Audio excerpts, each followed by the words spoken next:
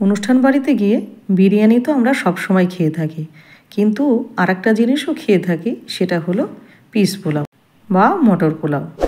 সেই রকম অনুষ্ঠান বাড়ির মতো ঝরঝরা খিলাখিলা একদম খুব কম উপকরণ দিয়ে এবং অতি সহজে কিভাবে আপনি অনুষ্ঠান বাড়ির মতো পিস পোলাও বাড়িতে বানাবেন, সেটাই আজকে আপনাদের করে দেখাবো।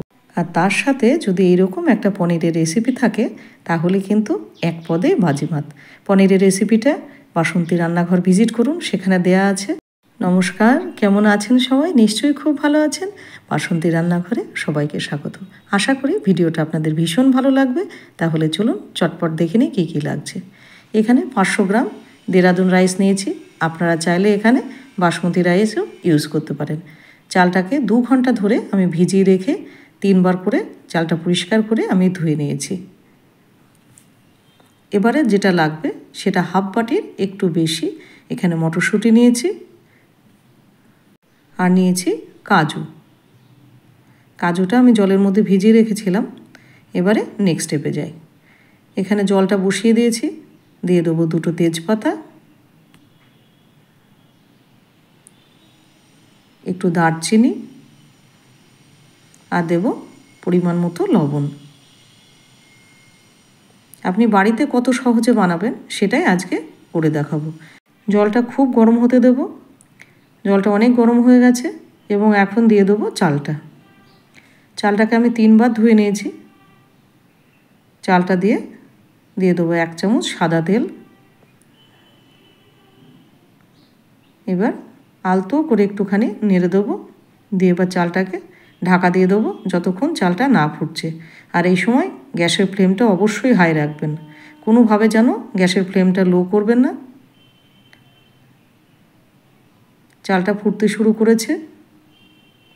এবারে দিয়ে দেবো হাফটা লেবুর রস। লেবুর রস দেওয়াতে চালটা আরও বেশি সাদা হবে কিন্তু। এবার একটু আলতো হাতে নেড়ে দেবো।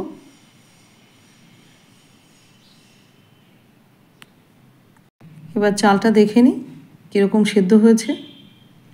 চালটা আমাদের মোটামুটি 80% যখন কুক হয়ে যাবে তখন কিন্তু ভাতটা নামিয়ে নিতে হবে। চালটা সেদ্ধ হয়ে গেছে। এবার যেটা করব, আমি এটাকে ভাতের মাড়টাকে ঝরিয়ে ফেলব ঠিক এরকম একটা স্ট্রেনারে। এরপর শুরু হবে আমাদের নেক্সট প্রসেস। একটা কড়াইতে দিয়ে দিলাম অল্প মোটামুটি 2 চামচ মতো সাদা তেল, আর দিয়ে দিলাম 1 চামচ ভুরে ঘি। এখানে নিয়েছি আদা কুচি করে নিয়েছি এইভাবে, আর নিয়েছি একটু লঙ্কা, আর নিয়েছি গোটা গরম মশলা। এবার এটাকে তেলে দিয়ে দেবো। যখন পোলাও রান্না করবেন, ঘিয়ের মধ্যে যদি একটুখানি আদা এইভাবে ভেজে নেন গরম মশলার সাথে, তাহলে কিন্তু পোলাওয়ের টেস্টটা দ্বিগুণ হবে। এবারে দিয়ে দেবো মটরশুঁটিটা।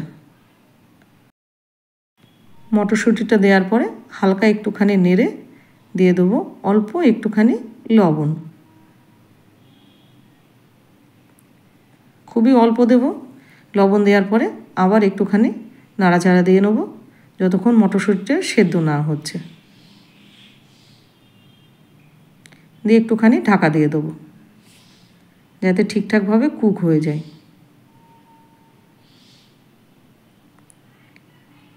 মটরশুঁটিটা নরম হয়ে গেছে। এখন একটু নাড়াচাড়া দিয়ে মটরশুঁটিটাকে একটুখানি ভেজে নেব। এবার দিয়ে দেবো কাজুটা। কাজুটা দিয়ে দিলাম। দেওয়ার পরে আবার একটুখানি কাজুটা এর সাথে ভেজে নেব।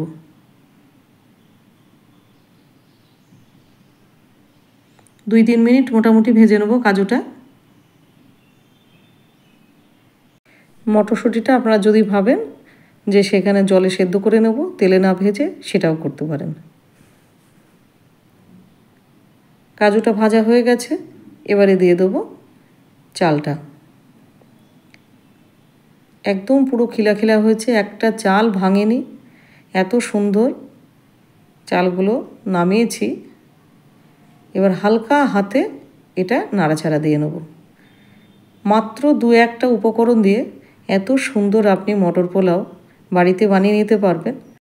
আর এখানে গোটা গরম মশলা, জায়ফল এবং জয়িত্রী একসঙ্গে হালকা একটুখানি রোস্ট করে সেটা গুঁড়ো করে নিলাম, সেটা দিয়েছি।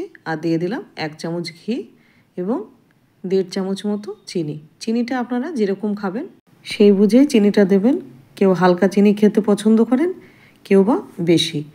তবে এইভাবে যদি পোলাও বানান তাহলে যিনি সবথেকে বয়স্ক আপনার বাড়িতে আছেন তিনিও যদি পেটটি ভরে খান তাহলেও কিচ্ছু হবে না।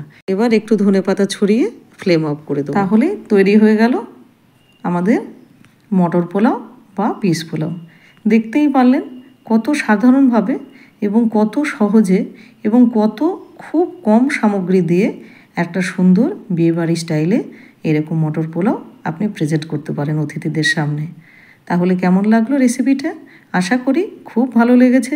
এই সাধারণ উপকরণগুলো তো সবার বাড়িতেই থাকে।